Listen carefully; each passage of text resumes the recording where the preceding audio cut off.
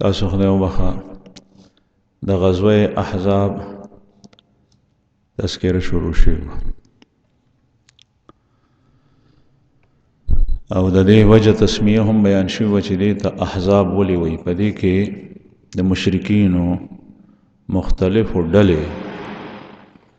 چې په هغې کې سر فهرست قریش د مکې نه را روان شوي چې اصل او بنیادی دشمنان د رسول الله صلی الله علیه وسلم او د اسلام او د مسلمانانو دا خلک دې سره سره نور قبایل چې مشرکینو په هغې کې یو غټه قبیله غطفان چې د هغې بیا مختلف شاخونه او دا ډېر جنگجو خلکو جګړمار او میدان د جاهلیت په زمانه کې به عموما دی ګټلو دی ته لالچ ورکړو کافرو یهودو او دی ځان سره تیار کړو او دا د پخوا راسې را روانه ده الکفر ملت واحده ټول کافر دا ملت واحده دي د اسلام خلاف ټول کافر یو ځای کېږي په خپلو کې د دوی دومره انتشار او افتراق دی چې دومره دا مسلمانان چې یادوي خلک چې ډلې ډلې دي دومره مسلمانانو کې نشته لکه څومره چې دی کې دی مسلمانانو کې عرضي افتراق دی او دا ډېر اسان لرې کېږي چې مسلمانان یې لرې کوي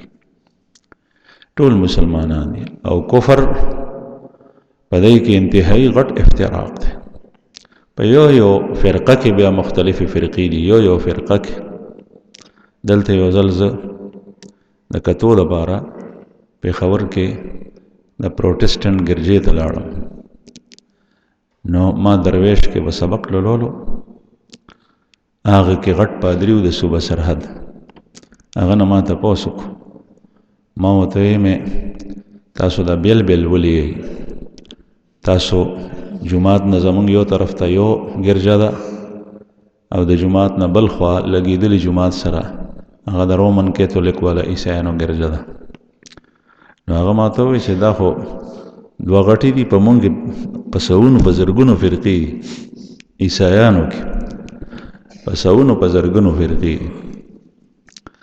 او بیا ما ته وویل د خندا خبره لطیفه هغه سره علمي جوابات نو غټ پادری و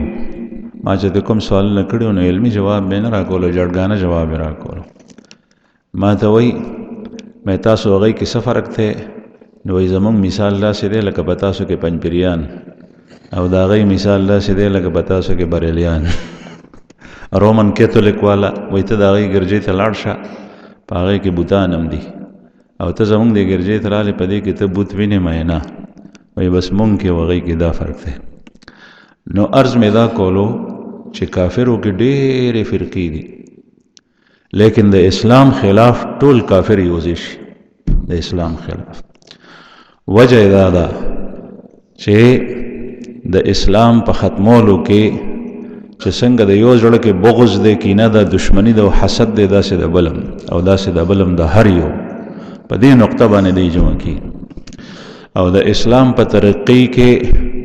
او د اسلام په علو کې چې د دوی کو نقصان دی نو هغه د یو نه دی د ټولو دی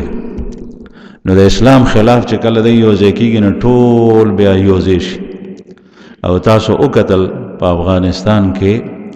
چې ټولو ملکونو د کافرو چې یو بل سره به یا لګي یا نه لیکن د اسلام او د مسلمانانو خلاف چې پوهېږي چې دا خلک به مونږ برکېږي نور مسلمانان دي خو هغې نه یېرېږي ځکه نه چې هغې کش نه کوي نو د هغې دپاره کوم ملکونه نه ټول یو ځای شوي هغه طاقتور ملکونه چې یوازې په یوازې هغه د غټو ملکونو سره جنګېدی شي ټول د دې فقیرانو په مقابله کې یو ډله دي یو تپه ده